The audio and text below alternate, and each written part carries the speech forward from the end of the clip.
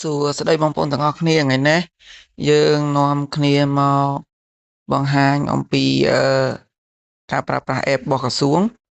ឬក៏បងប្អូនអាចចូលទៅក្នុង website របស់ក្រសួងបានដើម្បីយើងព្យាយាមធ្វើការពហិការការឈប់ប្រើប្រាស់អីវ៉ាន់របស់សៀមទាំងអស់គ្នាបងប្អូនហើយមួយរយៈនេះមានក្រុមហ៊ុនមួយចំនួនដែលបងប្អូនដឹងហើយក្រុមហ៊ុនល្បីៗដែលយើងដឹងថាវាជារបស់សៀមប៉ុន្តែមានក្រុមហ៊ុនមួយចំនួនទៀតដែលបងប្អូនអត់ទាន់ដឹងអញ្ចឹងបងប្អូនអាចធ្វើការ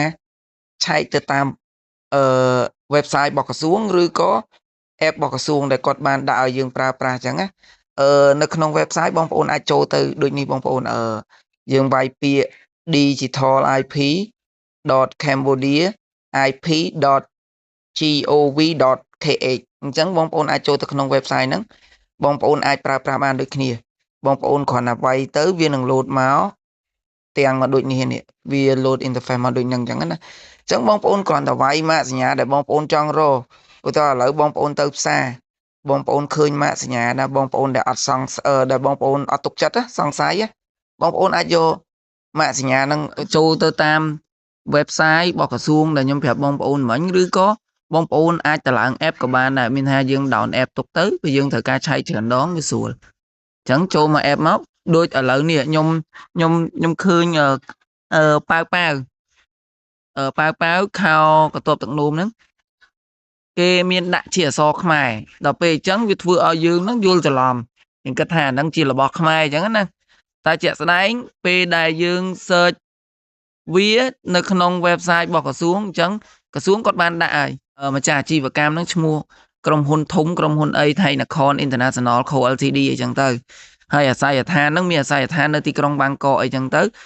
ជាផលិតផលរបស់ប្រទេស Thailand អូខេបងប្អូនងាយស្រួលអញ្ចឹងបងប្អូនអាចធ្វើការពហិការទៅលើផលិតផលមួយចំនួនដែលបងប្អូន search ទៅអត់មានឬក៏ផលិតផលខ្លះអឺយើងអាចនឹងឧទាហរណ៍ថាឥឡូវផលិតផលហ្នឹងយើង search ទៅអត់មាននៅក្នុងហ្នឹងអញ្ចឹងវាអាចជាមិនមែនជាផលិតផលដែលចុះបញ្ជីមួយក្រសួងក៏យើងអាចប្រើបានដែរមានផលិតផលខ្លែងបន្លំសាកសញ្ញាអញ្ចឹងណាអញ្ចឹងយើងអាចទុកចិត្តបានបើយើងមាន website របស់ក្រសួងនេះយើងអាចទុកចិត្តបានព្រោះបើផលិតផលដែលយើង search អត់ឃើញនៅក្នុងរបស់ក្រសួងមានន័យថាផលិតផលហ្នឹងអត់បានចុះបញ្ជីការត្រឹមត្រូវអញ្ចឹងបងប្អូនអត់គួរប្រើដោយសារអីវាជាផលិតផលមួយខ្លែងបន្លំផ្លាកសញ្ញាវាអាចនឹងក្រុមហ៊ុនថៃគាត់យកមកដាក់ជាក្រុមហ៊ុនខ្មែរតែគាត់អត់ហ៊ានទៅចុះបញ្ជីនៅក្រសួងទេដោយគាត់បើសិនជាចុះបញ្ជីក្រសួងគេនឹងស្រាវជ្រាវថាឥឡូវ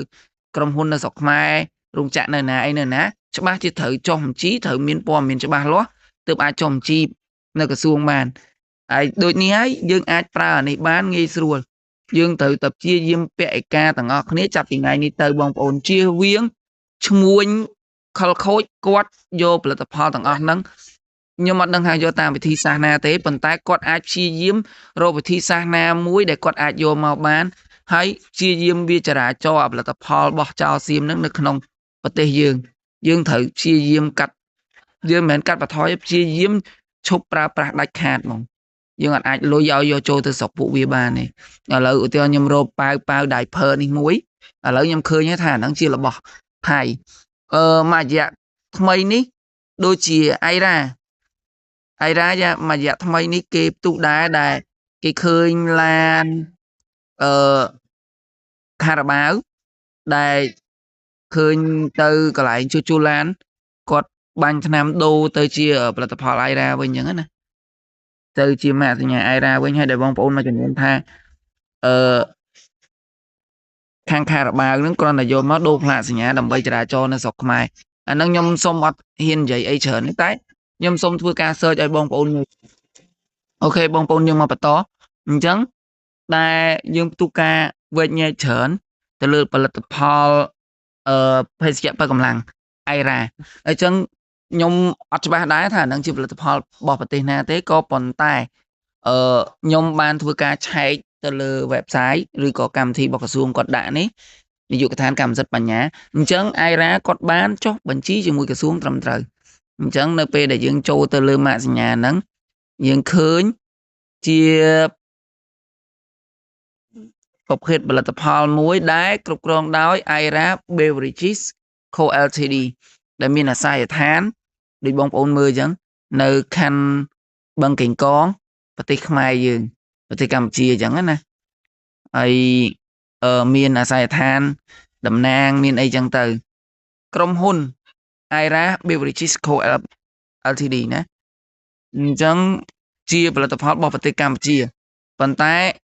ខ្ញុំអត់ដឹងជាផលិតផលនាំចូលឬក៏ផលិតផលផលិតក្នុងស្រុក